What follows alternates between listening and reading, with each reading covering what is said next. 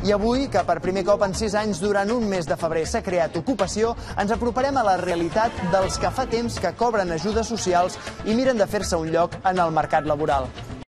I alguns anys a l'atur cobrant la renda mínima per tirar endavant.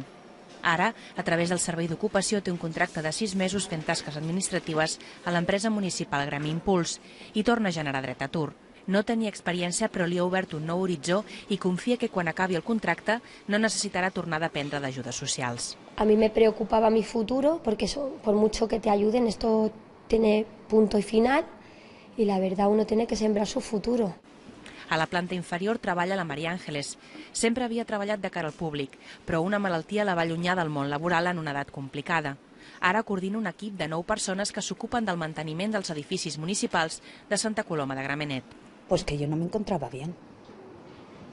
Y no era por dolores, sino no me encontraba bien porque no estaba activa, no estaba activa. Subía, entraba, hacía las cosas de casa, las cosas de cursos y eso, pero no aportava, no estava dada d'alta en la Seguretat Social, moltes coses. El testimoni és comú entre el prop d'un miler de beneficiaris d'aquests contractes del SOC. S'ha prioritzat els receptors de la renda mínima amb fills a càrrecs o que estiguin a punt d'exhaurir l'ajuda, que ara té un límit de 5 anys. A tots se'ls ofereixen també suport formatiu i assessorament.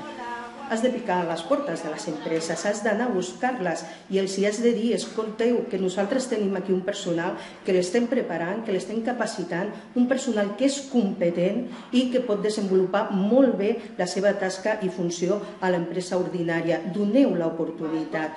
Com la que ara té la Cristina. Feia anys que buscava feina i tots els cursos que havia fet no se li obrien les portes per l'edat.